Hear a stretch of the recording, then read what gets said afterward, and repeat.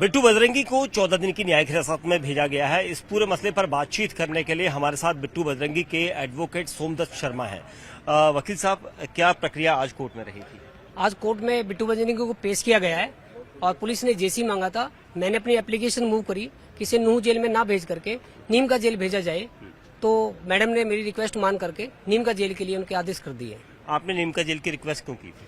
क्योंकि नूह की जेल में जो है काफी एफआईआर दर्ज हो चुकी है, 186 के करीब मेरी नॉलेज में है, जिसमें जो है लगभग 150 से 250 करीब जो है एक समुदाय के आदमी जो है अरेस्ट कर लिया गया है। इसकी जान के लिए खतरा था, क्योंकि टेक्निकल इशू था, इस वजह से जो है उनको नीम का जेल के लिए मंजूर कर लिया है। ये भी कहा गया था कि कुछ चीजें बरामद करनी है। एक दिन पहले पुलिस ने कस्टडी को इसी आधार पर मांगा था। नहीं, रिकवरी जो हुई है वो हो चुकी है रिकवरी, और कोर्ट में पार्ट ऑफ इन्वेस्टिगेशन की चीजें हैं ये सारी की सारी। क्योंकि चालान जब सबमिट हो जाएगा उसके बाद चार्ज पर हम आर्गूमेंट करेंगे कि इसमें 395, 97 जो धाराएं लगाई हैं वो गलत लगी है और वो इसी हिसाब से नहीं लग सकती। रॉबरी की, डकैती की ये धाराएं हैं, इसमें वकील साहब कौन कौन सी धाराएं हमारे दर्शकों को बताइए कि कौन कौन सी धाराएं लगाई गई हैं? 148, 149, 323, 353 और 395, 397 और 506, 25 आर्म्स एक्ट की ये धाराएं लगाई गई हैं। और कौन सी धाराएं आपको लगता है कि इसमें बेबुनियाद लगाई गई जो आप बता रहे हैं? 395 और 97 जो धाराएं लगाई हैं वो गलत लगाई हैं, और आर्म्स एक्ट, क्योंकि इनके हाथों में ना तो कोई गन पिस्टल थी और कोई ऐसी लूट नहीं करी थी।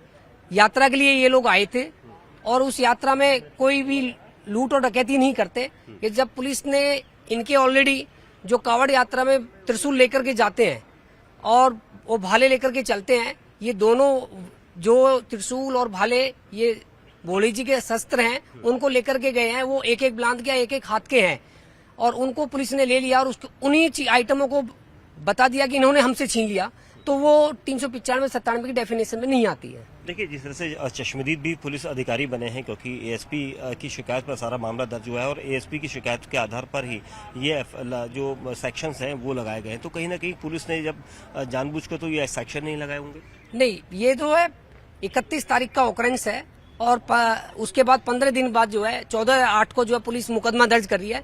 यदि यही सीन क्रिएट करना था पुलिस को, तो उसी समय 31 की जगह 1 या 2 तारीख को जो है पुलिस इसमें मुकदमा दर्ज कर सकती थी। केवल पब्लिक को सेंसिटिव मैटर देख करके कि जिससे कि शांत माहौल हो जाए, इस वजह से बिट्टू बजरंगी को अरेस्ट किया गया है जानबूझ करके। इसके ऊपर कोई ऑफेंस नहीं, जो ऑफेंस बनता था, जो इसने शब्द बोले थे, उस पर ऑलरेडी एफआईआर दर्ज हो चुकी है फरीदाबाद में और बेल पर है। 2 दिन की मेरी नॉलेज में जो है बेल पर है और मैंने इसका कंफर्मेशन भी कर लिया है, पुलिस बेल पर है। ये भी बताया गया था पुलिस के द्वारा कि कुछ हथियारों की बरामदगी करनी है, क्या वो हथियार बरामद किए? नहीं, कोई ऐसा हथियार ही नहीं है, पुलिस के पास ऐसा कोई वीडियो नहीं है। हमने सारी चीजें देखी है, वीडियो दिखाई है चला करके कोर्ट में, और इन्होंने भी देखा है कि इनके हाथों में कोई हथियार है ही नहीं, तो ये कहाँ से हथियार देंगे? इनके हाथों में वो छोटी छोटी त्रिशूल हैं भोले जी के, वो उनको रिकवरी करा दिए। तलवार त्रिशूल दोनों भोले जी के शस्त्र हैं और उनको रिकवरी हो चुका है। कितनी तलवारें बरामद की दिखाई है? पुलिस ने जो दिखाया है वो 8 तलवारें दिखाई हैं बरामद की। कितनी बड़ी तलवारें हैं? ये हाइट अभी नहीं बता सकता, क्योंकि जब चालान सबमिट हो जाएगा, जब एविडेंस के टाइम पर आएगी, तभी उसकी हाइट पता लगेगी कितनी लंबी है, कितनी चौड़ी है। अब कब पेश किया जाएगा वापस? अब ये 31/8/2023 को पेश किया जाएगा।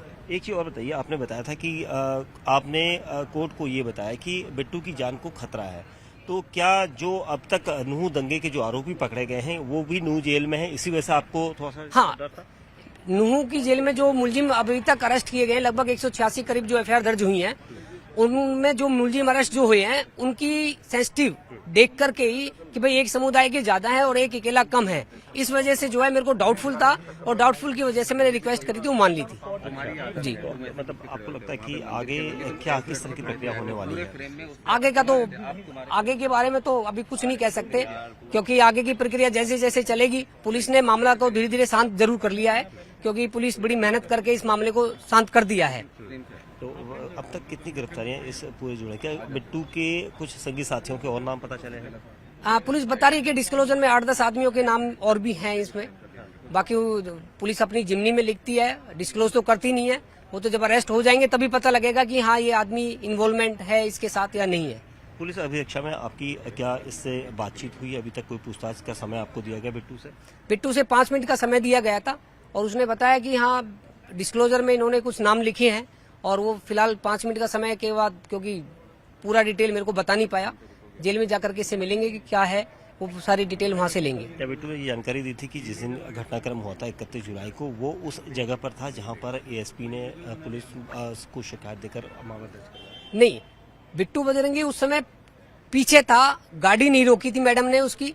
ये तो केवल एक बहाना बनाया था जिससे कि मामला शांत हो जाए। पुलिस की ना तो इससे कोई अरेस्टिंग है, ना तो इससे कोई रिकवरी है उस समय 31/8 को, और ना ही पुलिस की कस्टडी में कभी आया था उस समय, और ना पुलिस के पास इसकी कोई वीडियो है कि ये मेरी गाड़ी में बैठ करके गया और लूटपाट करी। ऐसी कोई वीडियो नहीं है पुलिस के पास। ये किस दावे के साथ आप कह सकते हैं? किस दावे? क्योंकि मैंने वो 3700 वीडियो बनी है टोटल इसकी, जो कि फेसबुक पर, व्हाट्सएप पे सारी वीडियो चली है।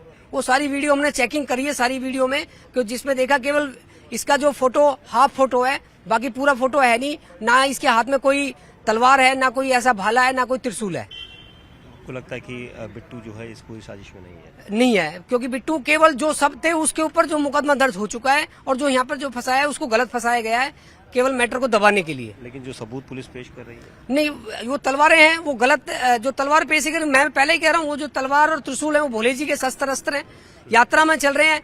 यदि कोई दूसरे नेगेटिव माइंड से आता तो वो अपने साथ AK-47 जैसी बंदूकें लेके चलता कि मेरे को मारना है, फलानी चीजें मारनी है। उनका ऐसा माइंड नहीं था कि मेरे को ये उपद्रव करना है, बिल्कुल भी नहीं था। एक सवाल और मेरा ये होगा कि पुलिस ने अपनी एफआईआर में ये कहा है कि पुलिस को उनके सरकारी काम में दखलंदाजी के लिए, क्योंकि बिट्टू की जो तलवारें रख दी थी उनको वापस छीना गया, और उसके बाद पुलिस के काम में दखलंदाजी थी, ये भी एक वहाँ पर शिकायत की गई। पुलिस असलियत में पुलिस मौके वारदात के समय पे केवल 50 ही आदमी थे, बाकी जितने भी पुलिस कर्मचारी थे वो सारे के सारे रेवाड़ी गए हुए थे। क्योंकि वारदात के समय पर एट द टाइम मैं मिडल पोर्शन में था, क्योंकि हमारी जो मैडम थी अंजलि जैन, उनको जो है उनकी गाड़ी में आग लगा दी गई थी। मैं ही अपनी गाड़ी में उनको बचा करके कोर्ट तक लेके आया था। रेस्क्यू मैंने पूरा का ऑपरेशन किया। मेरे साथ कुछ मोमडन वकील जो मेरे साथी हैं, जो मेरे कुलीग्स हैं, सीनियर काउंसिल भी है, वो मेरे साथ थे। बड़ी मेहनत करके हम मैडम को बचा के लेके आए थे। इसलिए मेरे को एक एक पिक्चर ध्यान पर है जो हादसा हुआ था। शुक्रिया हमसे बात करने के लिए। सोमदत्त शर्मा एडवोकेट बिट्टू बजरंगी के थे, जिनका ये कहना है कि उन्होंने जो भी चीजें अब तक सामने आई है इस पूरे मामले में जांच करेंगे, आगे इस केस को लेकर जाएंगे, और साथ ही ये भी कहा है कि बिट्टू बजरंगी की जेल में उसकी जान को खतरा है, और इसलिए नूह के बजाय उसे निम का जेल में रखा जाएगा, और कोर्ट से ये आदेश भी उन्हें मिला है। कैमरामैन अनिल के साथ दीपक बिष्ट, न्यूज़ 18 इंडिया, नूह मेवात।